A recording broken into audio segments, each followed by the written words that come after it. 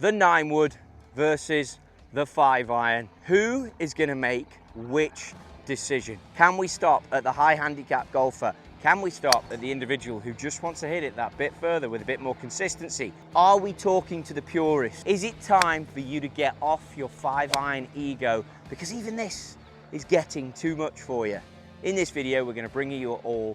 We're going to break down what to look for when it comes to testing a 9-wood and a 5-iron, what you need to do during your fitting session to get the best out of these. And we're also going to find out if this 9-wood can turn my eye and I actually put one in the bag.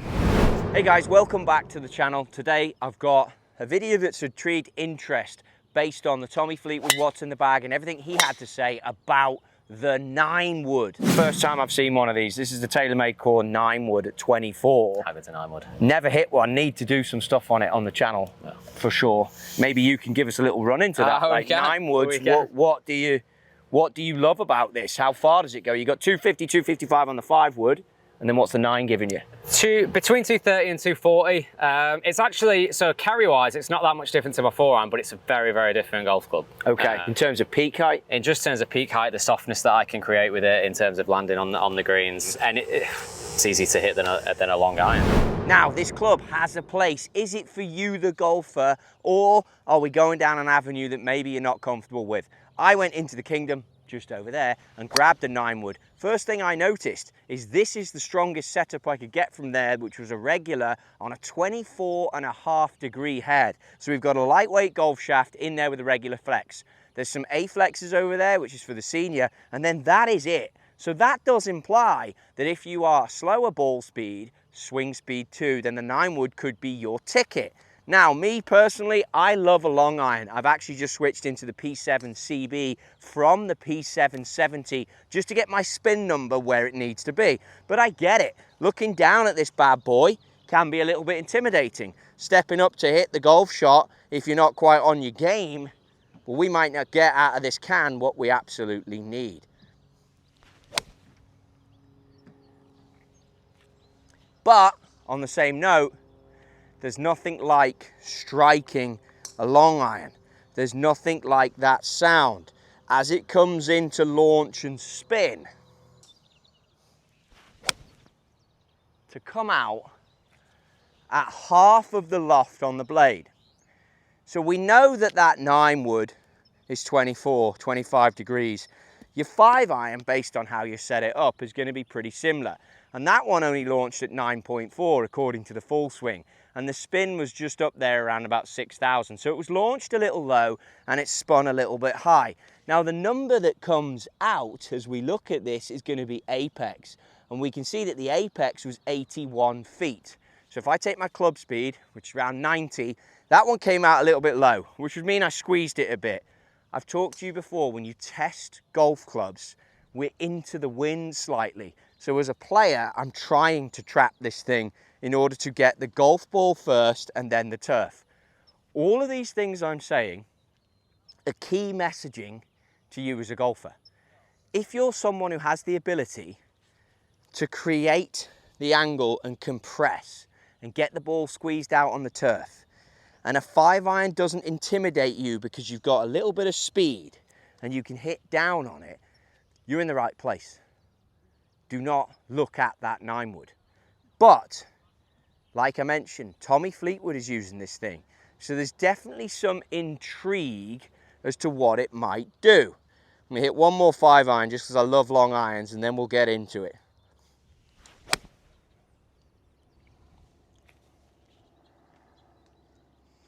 That's how you hit a long iron. As we reach for the 9-wood, I'm not sure you can get that crisp sound, that crisp feel that I just got from that. I'm not in love with this based on where I grew up and where I played golf. But there's other demographics of players other than me. And Tommy Fleetwood using this is interesting. Now, what you must take into consideration, Tommy plays golf on tour quality golf courses. He said in the what's in the bag, how good's a 9-wood? It flies high, it lands soft. If you're going for US Open type greens, which is coming up here, that thing is going to be firm.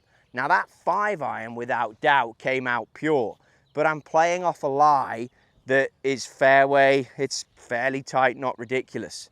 I can tell you now that with the sole of the 9 wood and just putting it down into this, the fact that you've got all of this sole and this center of gravity that's further back and deeper, you're able to chop it, no problem, out of a lie that a 5-iron may well not be able to get out of. There's your first thing. So it's a little bit more versatile.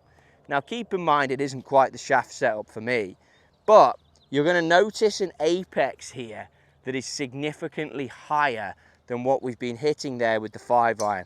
Apex is obviously the height the golf ball travels. Lengthwise, it doesn't feel too long, and obviously with the larger head, it now makes the shaft feel short. But because of the head and the length of the shaft, it doesn't feel particularly long. So you can get into it, you can treat it like an iron, so you can still hit down on it slightly. And let's check out this launch. We had that 5-iron launch in under 10.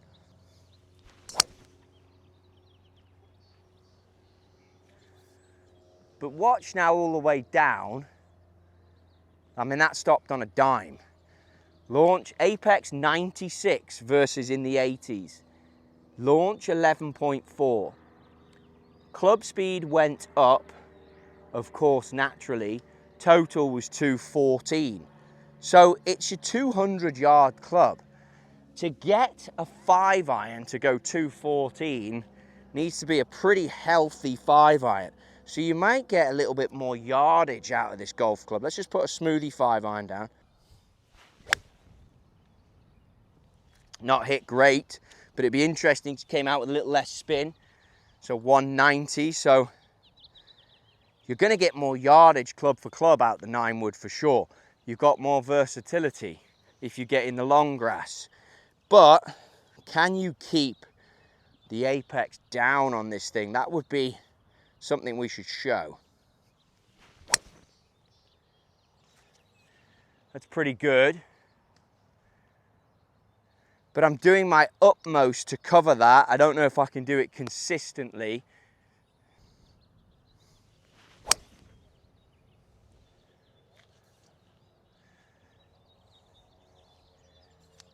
mean, this isn't even in my spec, and this is now turning into a genuine do you like this session, which is interesting because I don't want to like it at all. I mean, the draw I'm not worried about, that comes from the flex in the golf shaft. But all those have landed pretty similar. 202, so they're going a little bit further than the 5-iron. They're coming out a little left of where I'm aiming, but they are easier to hit. And I think that's an important message. 203. Okay, so that was a good 5-iron. I needed to get there. That was 203 versus 202. It was launched at 10, but it's apexing at 70 degrees. So it's a completely different flight. And I think to answer your question as to why Tommy Fleetwood plays this thing, he plays it on difficult golf courses. He plays it out of poor lies, for sure. He takes the benefit of having the larger sole. I mean, you're not getting a 5-iron out of that, but you're sure as hell advancing a 9 wood out of that, no doubt. Can we dig this out? That's what I'd expect. I mean, your 5-iron isn't coming out of that at all. So there's your advantage with the thing. It's just if you can accept the look of a much larger blade. Now, if you're a beginner player and you need height, because hitting a 5-iron there's no chance, then guess what? This is the club for you. If you are someone who struggles with height, this is the club for you. If you're someone who wants versatility, this is the club for you. If you're someone who needs more yardage, this face is way easier to hit than that. This is the club for you. If you are a traditionalist, you're going to struggle with that.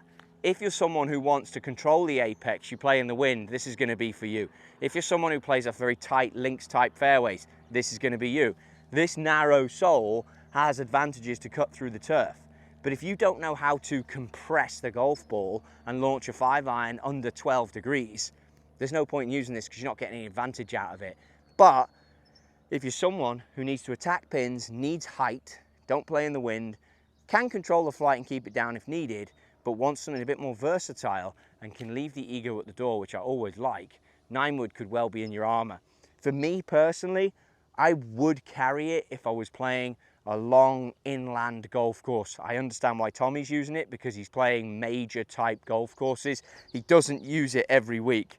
However, the purist in me, the golf fan in me, is a big fan of a long iron, but a 5 iron is not a given on a strike for anyone. Obviously there's P770, there's P790 that's a bit easier to hit, but if you're a purist and you like looking down at a good looking 5 iron, then that obviously puts you in a tough spot. But it's if you can have the confidence to hit your ball at a very high peak height. That was coming out at 96 feet. That is not to be messed around with. That is high. If you can handle that, then you're in the right place. If you can't hit it in the air, you're looking down the right barrel. But if strike and purity is what you need and you want to control that yardage, remember gear effect comes in with the 9 wood where we have toe and heel, and because the CG is further back, if you toe bang one of these things, you're going to see it move right to left big time. We'll try and demonstrate that. If I hit one out of the toe massively or out the heel, bad example, it should curve. That one kind of straight. But you get where I'm potentially going with this, and it's probably gone 199. Do you know what? If you suck at golf but you want some confidence, get a 9 wood. If you're like me and you're a purist and you want to control the ball flight, get a 5 iron. I got nothing.